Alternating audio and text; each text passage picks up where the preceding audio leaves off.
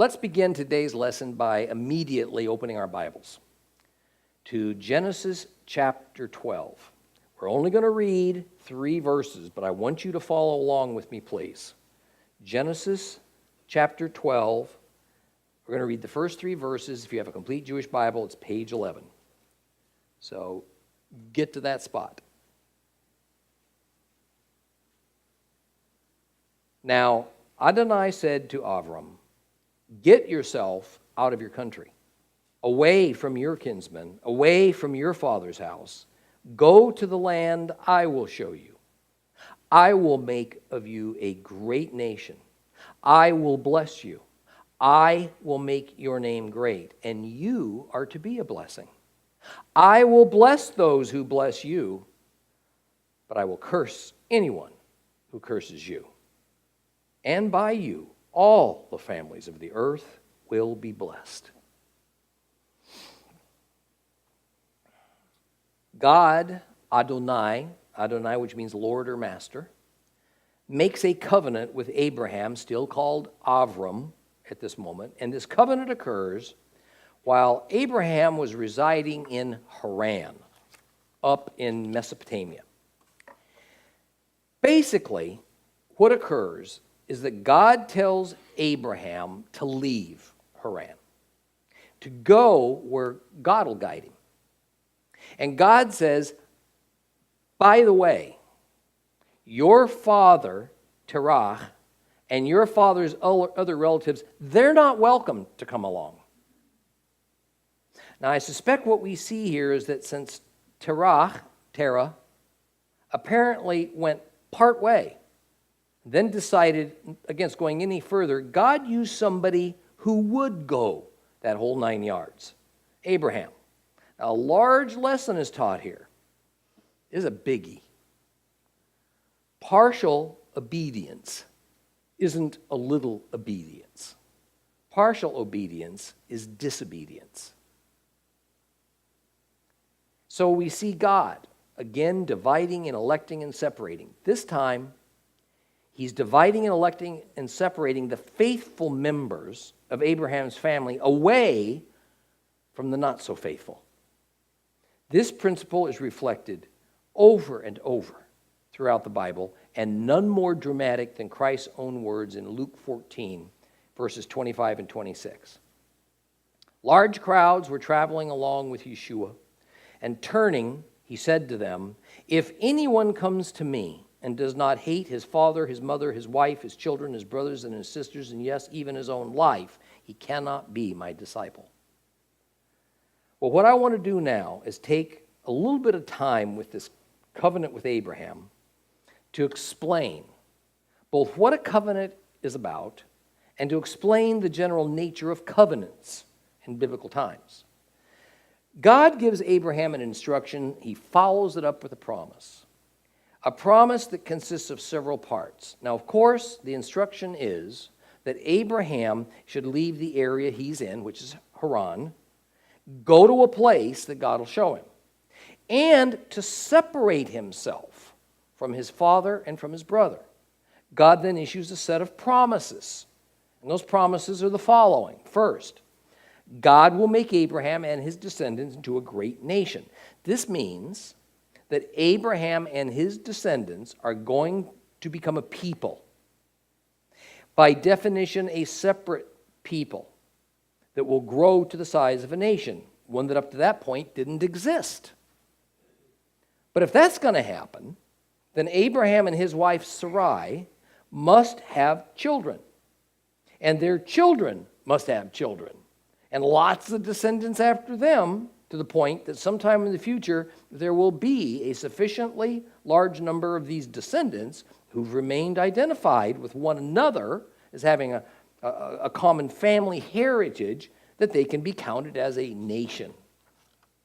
Second, God will bless Abraham, and Abraham himself will become a blessing. In other words, God is going to give Abraham his special favor. Abraham is going to be treated special by God. And some wonderful things are going to happen to him that he doesn't deserve. But God's chosen to do it that way. What God does for Abraham is going to benefit more than just Abraham. What Abraham does in obedience to God is going to be a blessing to others. Third, God will bless those who bless Abraham, and God will curse those who curse Abraham. Boy, I wish I had a flashing red light and a siren to announce this verse. This is not some set of idle words. This isn't God being condescending to Abraham. It's not patting him on his little head like you would a child, all right, trying to make him feel good. This is a serious warning. But it's not to Abraham. Rather, it's to all the peoples of the world from that moment forward. God expects all humanity to recognize that Abraham is chosen of God. He is to be respected and honored. On the flip side, God says he's going to take it personally if anyone should decide to be an enemy of Abraham. That is, God's going to take sides. God is going to take sides against those that line up against Abraham. I want to take that a step further. Remember that in Bible language, God is not just referring to Abraham as an individual. He is speaking of Abraham's line. Even more specifically of the special nation that will come from Abraham, certainly his descendants. Now, who are those descendants that's going to form this special nation? We're going to soon see that this nation that shall be the product of this covenant is Israel. Abraham would eventually have many children, out of which only one, however, represented that continuing line that would eventually lead to Israel. So not all of Abraham's descendants have this special covenant blessing and warning attached to them.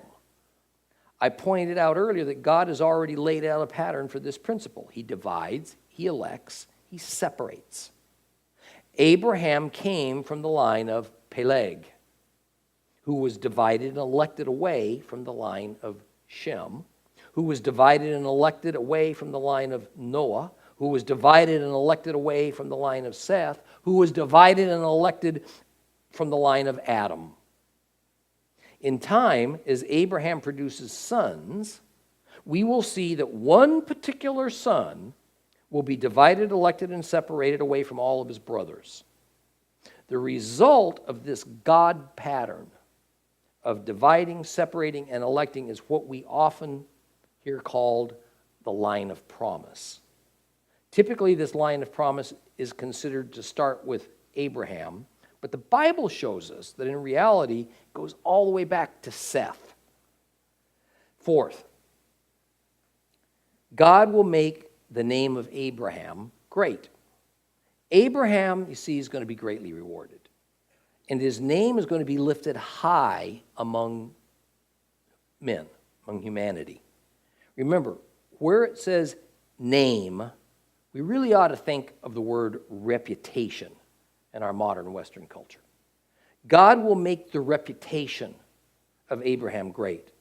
What is fascinating is that even in our time, 4,000 years later, more than half the population of this planet is represented by the three great monotheistic religions of Christianity, Judaism, and Islam, and in all of them, Abraham is the revered patriarch.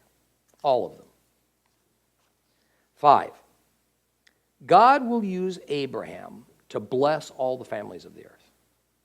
What God is going to do through Abraham is not going to be a blessing only to Abraham, not just to his descendants, not even to that special nation that's going to come from this blessing, Israel. This blessing, brought about through Abraham's selection and election, is going to benefit all mankind.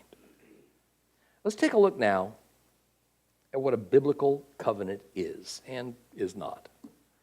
Of all the biblical institutions, a covenant is the one we need to understand best, because it is through the institution of a covenant that God's set-apart people, Israel, were created, and through a covenant that by trust in God, namely in Messiah Yeshua, we can be saved from eternal destruction. Webster's dictionary defines a covenant as a binding agreement and as an agreement among church members to defend that church's doctrines. It also describes a covenant as a formal contract. Without doubt, these definitions pretty well nail down the Western culture, 21st century idea of just what a covenant is and of what we as believers generally picture in our minds when the word covenant is used in the Bible. But Webster's misses the mark substantially when it comes to what a covenant in biblical terms and times meant, and it still means. That is, what God means by a covenant. First and foremost, the number one description of a covenant is it is sacred. Sacred. It's holy. In Bible times, covenants between men were used to sell land, to make alliances, to make war and peace, even to make provisions for using a water well by somebody other than its owner. A covenant could be by mutual agreement and with which both parties had obligations to fulfill. Or, just as often, it signaled an obligation upon only one party, and that obligation could even be imposed upon someone by a more powerful person or a nation, or by God himself. We tend to think of a covenant as a promise or a contract, then how its effect is dealt with within the framework of our judicial system. Therefore, we picture covenants as human agreements written by human hands, enforced by human means. We all know that time or people or circumstances can cause oral promises as well as written contracts to terminate or to change or to simply become obsolete. Penalties for breaking a contract are usually pretty small in our society, normally involving a monetary settlement. That happens every day. A court of law can invalidate, it can change a contract. Men and women break personal promises on a fairly consistent basis. Governments can form a constitution, their contract with the people, and amend it, throw it away, start all over again. People can mutually or unilaterally change their minds and simply dissolve or disavow a contract or a promise, like with a divorce, with relatively little penalty. None of this is possible within the biblical definition of a covenant. The Hebrew word for covenant is berit, which comes from the Hebrew word bara, which means to cut or to divide. And I'm going to show you the relevance of that meaning shortly. The Greek word used in the Bible for covenant is diatheke. Diatheke. And this Greek word misses the mark rather substantially as a translation of the Hebrew word berit. Now, I've taught you on a number of occasions that culture and language come as a package, and that within any given culture, they have a number of traditions and ideas and some basic societal concepts that are unique, for the most part, to their culture, pretty foreign to other cultures. And since that's the case, there are many unique Hebrew concepts, such as the concept embodied in the Hebrew word berit, or shalom, or Mashiach, Messiah, that don't always have parallels in another language or culture. I want you to think about that for a moment, because unless you're a language expert, it isn't readily apparent to most of us that there are words in one language that don't directly correspond to a word in another language. That is, we can't just make a list of Hebrew words and then make a parallel list alongside that that represents their English equivalents. As a matter of fact, it takes approximately 1/3 more English words than Hebrew words to say the same thing. A Hebrew Bible is only about, that is written in Hebrew, is only about 2/3 of the number of pages of an English Bible. That ought to be a clue about translation difficulty right there. I want to illustrate this for you. Yom, very simple Hebrew word, means day in English. It is the same concept in both English and Hebrew. They have it in common. It's pretty straightforward. It's the concept of a 24-hour period of time, one rotation of the earth, and they each have a word to precisely define that concept. Yom in Hebrew means day in English. So we got a good match.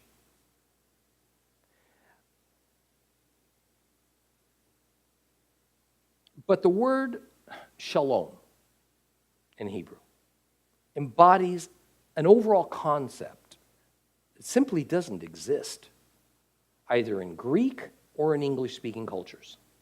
And since the concept of shalom doesn't exist in Greek or English cultures, naturally, there's no Greek or English word equivalent for it. So the Bible translator tries for something near to it. Or he'll use a series of words to try to get the concept across to the reader. With our example of shalom, for existence, we often see the words peace or grace used in English to translate that single word shalom. But peace and grace just scratch the surface of what that single word shalom means to the Hebrew mind, because it's a concept. It's the name of a concept. More troublesome, though, is what happens when a translator has insufficient understanding of the culture behind the language he's trying to translate. You don't need to be at all familiar with French culture to learn to speak French. You don't need to be familiar with Hebrew culture to learn to speak Hebrew. The problem is that without uniting the understanding of the culture that's tied together with its language, the translator will only understand what that word means in the context of his own cultural sense, not theirs. You see what I mean?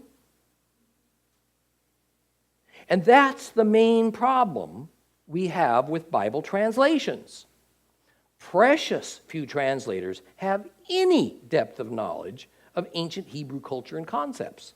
And worse, I'm afraid to say, often there are built-in prejudices against Hebrew culture. So the translation goes forward with a negative view or an outright incorrect understanding. Now, many of us who've purchased small appliances or electronic widgets made in China, which is probably 2/3 of them,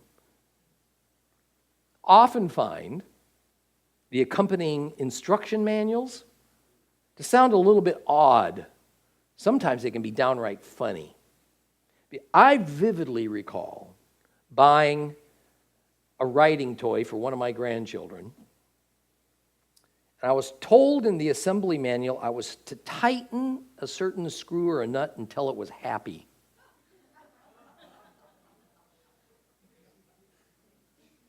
Now, how do I know when that screw is happy? Of course, in the Chinese way of thinking, a correctly tightened screw is a happy screw. And in a dictionary, you'll find that the words happy and correct, you know what? They have very similar meanings. But for Americans, at least, happy is an emotion. It's an emotion that's displayed by living beings. It's not a technical term. It's not a mechanical term. So the word happy seems appropriate enough to a Chinese translator, but the concept is all fouled up when you cross over cultural boundaries. Do you see my point? We have that same problem in so many places in the Bible. So, let's get back to adjusting our understanding of what a biblical covenant actually is within Hebrew culture, the culture of the Bible, as opposed to what we generally assumed it must be in modern Western culture. Now, partially because of the use of the Greek word diatheke in the New Testament, and also partially because of the Hebrew concept of berit, covenant, because they don't have a direct parallel to either Greek or English-speaking cultures, Christians have adopted the belief that what is being referred to as an equivalent to our concept of a will, like in the sense of a last will and testament. In fact, I've heard many sermons over my years that seeks to explain a covenant as exactly those terms, a will or a testament, and then draw a word picture of the reading of a will at somebody's death. Therefore, since in our culture, the legal terms will and testament are almost synonymous, we have come to use the English word testament, as in Old Testament and New Testament, to describe the two halves of the Bible. And boy, is that concept off the mark. No modern, credible Bible scholar should defend using the Greek word diatheke, or its English equivalent testament, especially not the word will, as a proper translation or proper concept of the Hebrew berit, covenant. So why do we continue to say Old Testament, New Testament, or Old Covenant, New Covenant, instead of Old Covenant, New Covenant? Habit, tradition, ignorance of what a biblical covenant amounts to. Now, one of the major differences between the typical Christian understanding of a covenant and what God means by that word is that a biblical covenant is a permanent thing unless it's conditional. Now, see, we see both conditional and permanent covenants in the Bible. A permanent covenant cannot be retracted. A conditional covenant can be. Another difference is that the penalty for breaking a biblical covenant was usually severe. Often it was death. But the overwhelming characteristic of a God-made biblical covenant, as opposed to a covenant between men, or even modern-day promises and contracts, is that once God makes a covenant, it literally becomes a physical law of the universe, like gravity or the speed of light or the laws of thermodynamics. In fact, the Hebrews themselves acknowledge this because berit, their word for covenant, is also used to indicate the laws of nature. When God makes a covenant with his creation, that covenant is now woven into the very fabric of both space and time. It affects how the universe operates.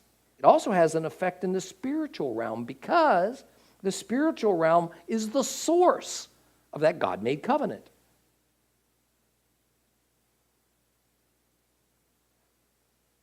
Why is that? Because it happens first in the spiritual sphere before it becomes present in the physical sphere of existence. I want to give you a detailed example of this covenant God principle. When God first made the universe and then man, we're told there was no death. The laws of the universe, we might call them the laws of nature, were such that everything that was created was apparently built originally to exist forever. Somewhere along the line, something changed.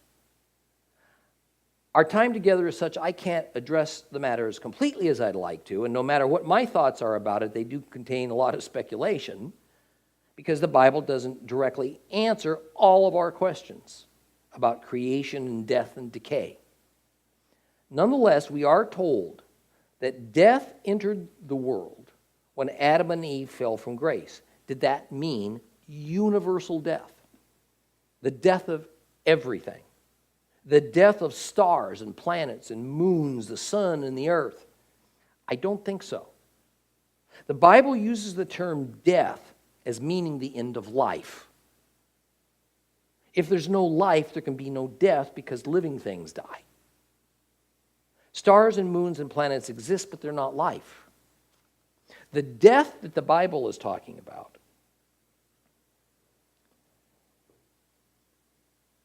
as regards the fall of man is the death of living creatures. So if the fall of man didn't start the universe decaying, what did?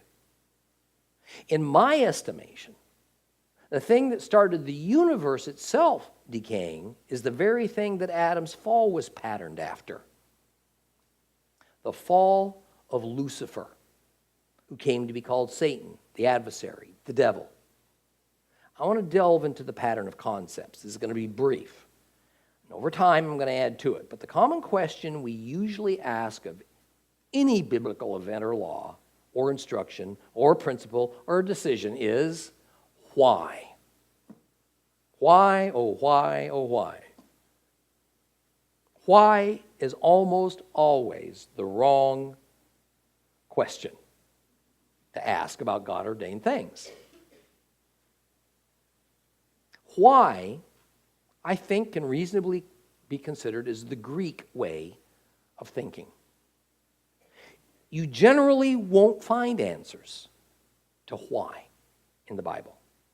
The way we have been taught to seek and discover why by using the scientific method, which again is a Greek way of thinking.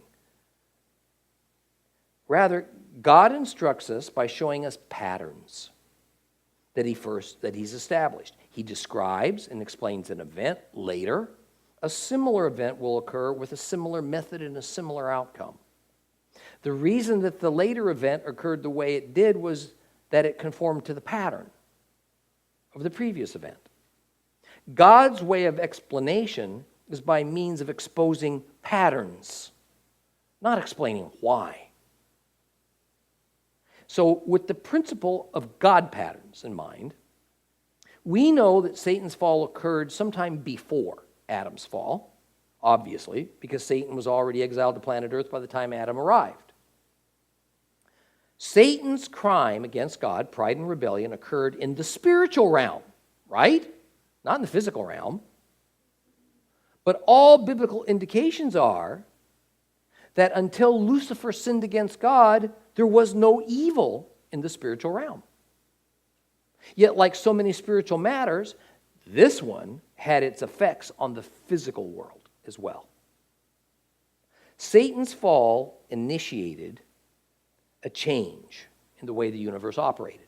After the fall, everything that existed would now start to deteriorate. No exceptions. Adam and Eve were supernaturally brought forth onto a planet in a universe that was already decaying due to Satan's introduction of sin. He brought that with him when he was kicked out of heaven and sent to planet Earth, where he lived in exile along with his band of fallen angels. Then sometime later, when Adam and Eve were created, Satan essentially infected them with sin, which now brought death to living creatures. Suddenly, the whole universe, everything except the spirit realm, was decaying.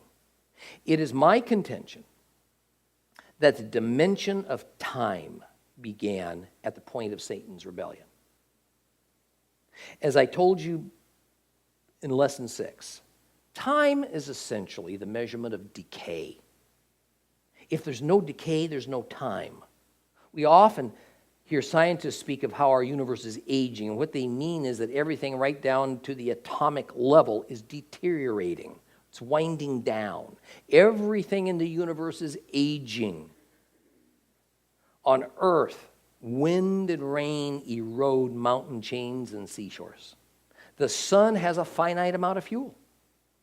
It's going to eventually run out. Every physical thing is slowly but surely dissolving back towards its basic elemental makeup. Spiritually, things also changed. Evil was unleashed. It had to be dealt with because evil pollutes perfection. Sin defiles God's holiness. A Savior had to be prepared to save man from complete annihilation. The abyss had to be readied to imprison the leader of evil, Satan, at the appropriate time. Angels would eventually become warriors because sin had entered the world. Now death entered the world. First, the fall of Satan initiated the decay of inanimate objects. Then the fall of man initiated the decay of living creatures. Prior to that, there would have been no need for a line of promise, for an immaculate conception, nor for a horrendous crucifixion. We today would not be preparing for a rapture while warning the unbelieving of Armageddon, if not for the evil that began the death spiral of all things existing in our universe, living and inanimate. And it just drives me nuts. There's a serious intellectual conversation today, even in churches, about whether there even is such a thing as evil. It's amazing. Now, here's another example that is an illustration of the effects of a biblical covenant. It's an illustration. We all understand the effects of gravity, even if we don't understand how it works. Matter of fact, scientists don't understand how it works. What would happen if someday God abolished gravity as a physical law of the universe? Fortunately, at least until the new heaven and earth are created, gravity is a permanent law of nature. It has no conditions or time limit that we're aware of. Well, gravity is the physical phenomenon that causes the moon to revolve around the earth to orbit around the sun. Our seasons, our weather, our temperatures stay within an ideal range that affords life to survive. Photosynthesis, that's the basis of plant life, depends on our connection and our relationship with the sun. Without gravity, that connection would be broken. We stay stuck to the ground, to the earth, instead of floating up and away because of gravity. When we drop a glass, it falls to the ground, always. What if God decided simply one day to delete gravity? Well, a lot would change. A chain reaction of monumental proportions would begin, wouldn't it? The way the universe operates would be very different. What I'm getting at is that death and gravity behave like covenants.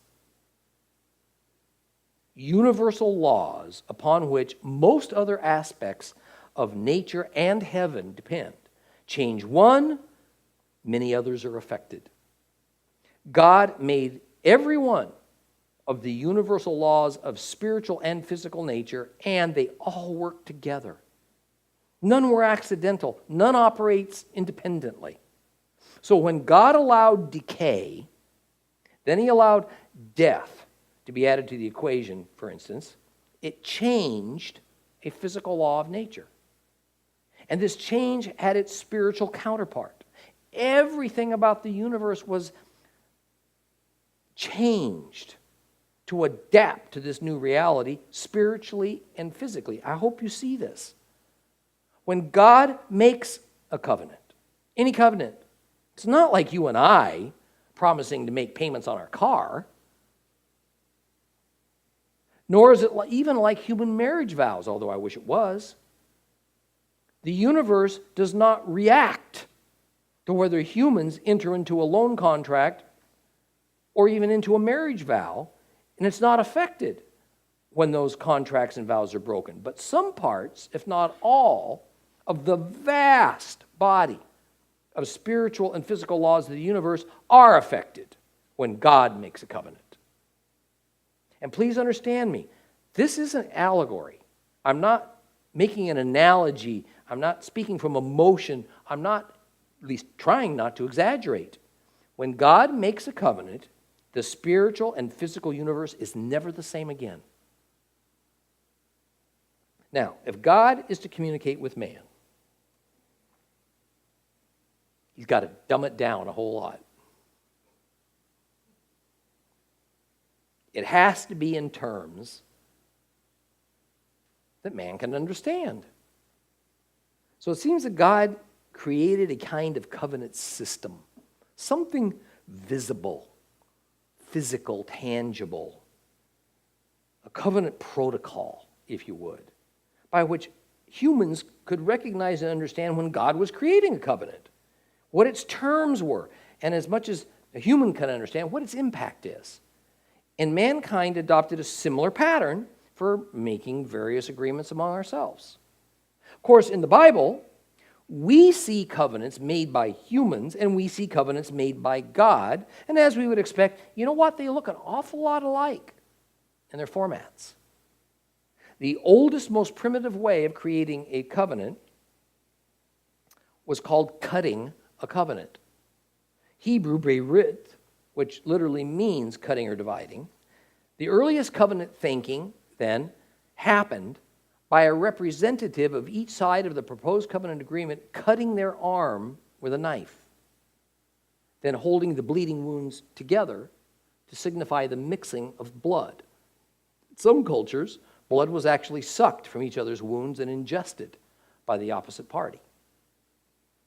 Solemn oaths were then sworn, invoking the name of the God that each participant worshipped, because a covenant was sacred. In all cases, a blood and a god, these were the center of the ceremony.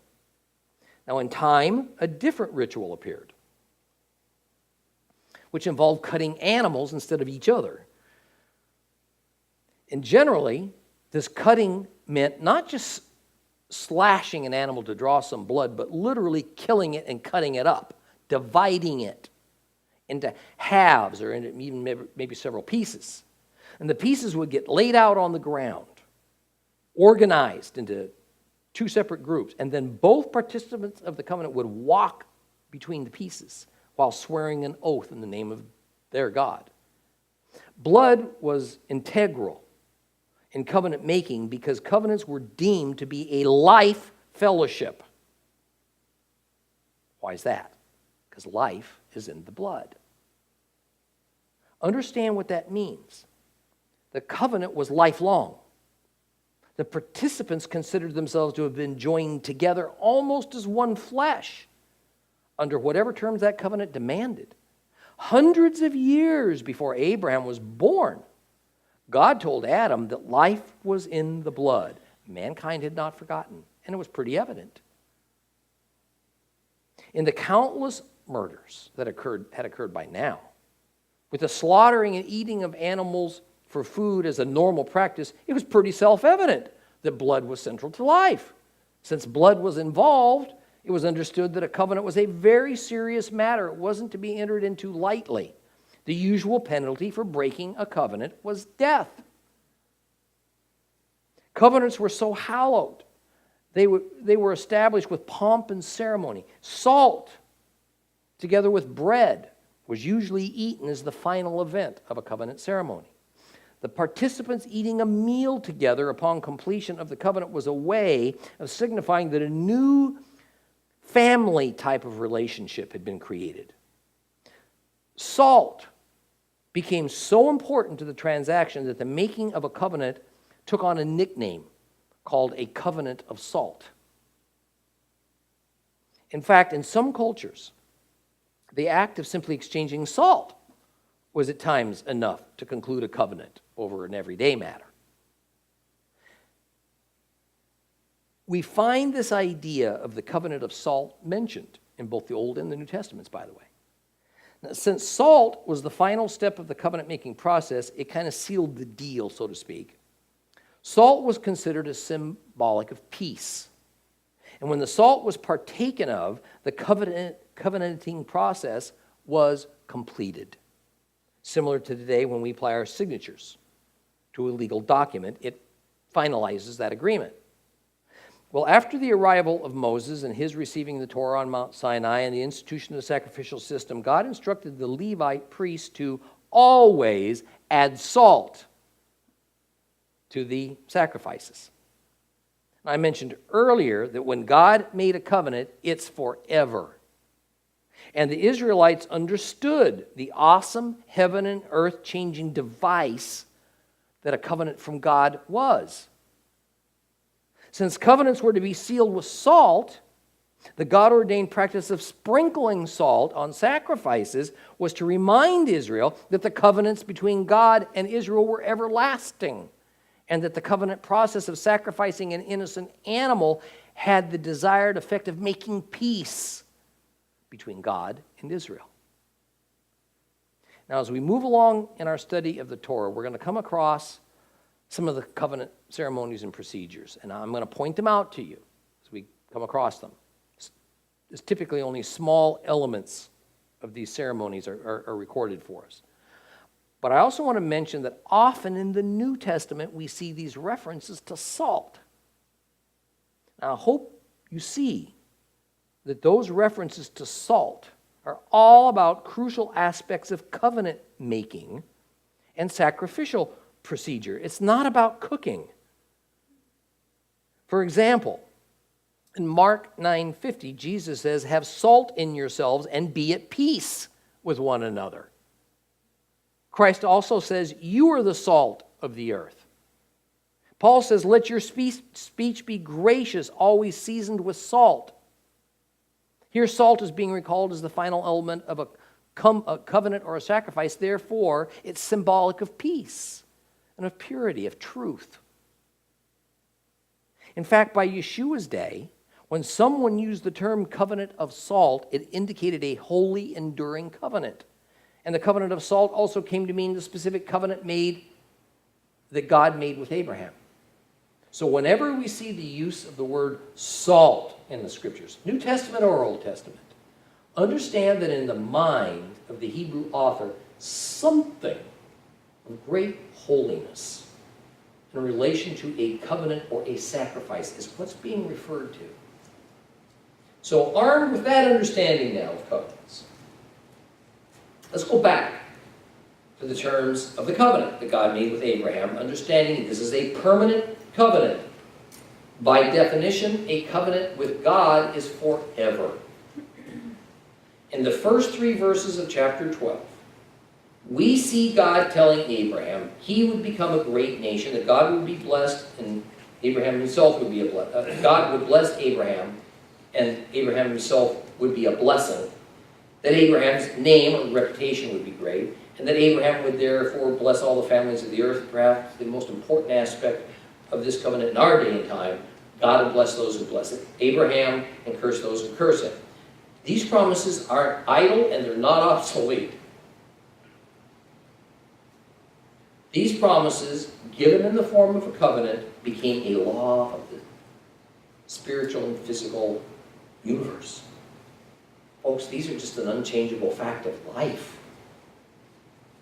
The instant God pronounced it, it just became a forever part of life for everybody. To ignore this is just folly. To fight against it leads to destruction because the entire operation of the universe has been finely tuned to inexorably advance towards achieving the purpose of this permanent covenant. Now, Israel, today that's primarily the Jews, are the descendants of that unbreakable covenant, handed down from Abraham to Isaac, then Isaac to Jacob, who, remember, had his name changed by God to Israel, then to Jacob's sons, who are the 12 tribes of Israel. Now, although there were other sons of Abraham, many in fact, the Bible only addresses one in particular other than Isaac, and that was Ishmael.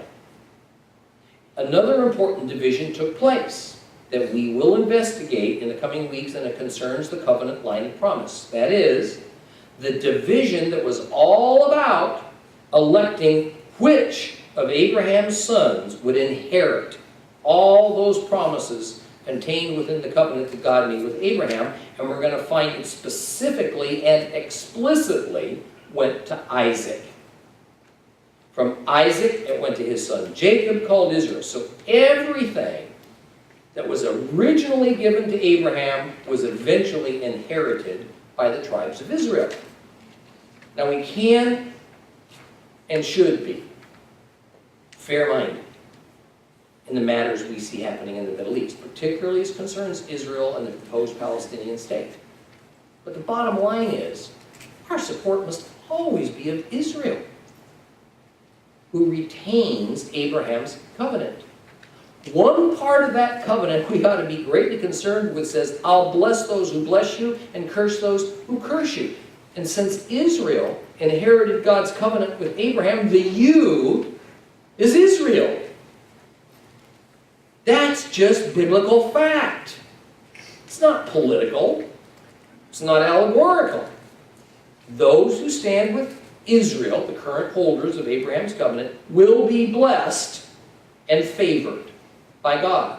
Those who oppose or seek to injure Israel will be regarded lightly by God and will be judged for their disobedience. Do you stand with Israel?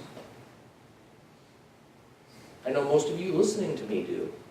Do all of you? Do you pray for Israel?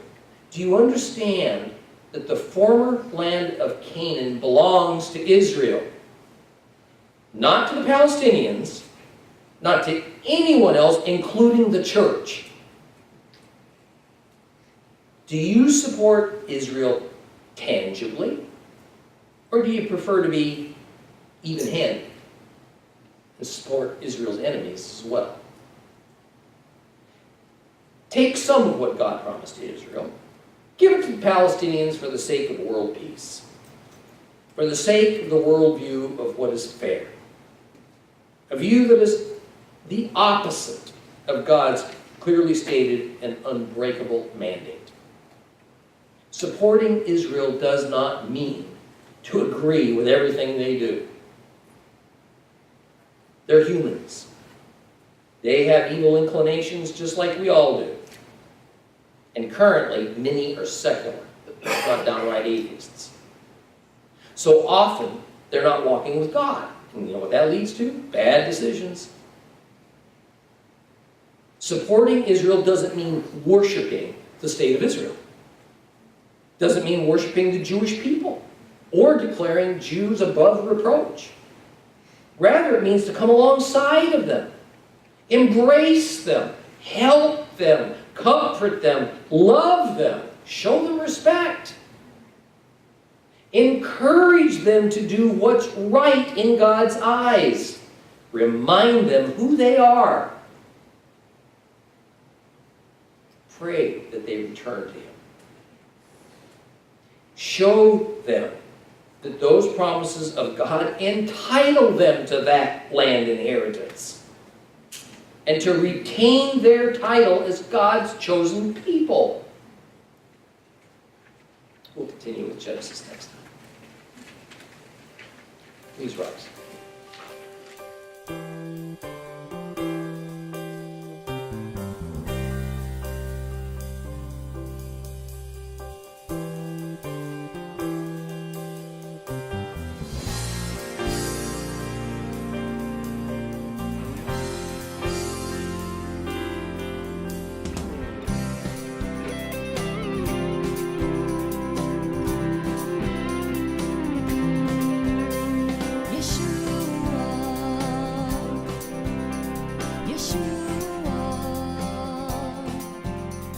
Yeshua.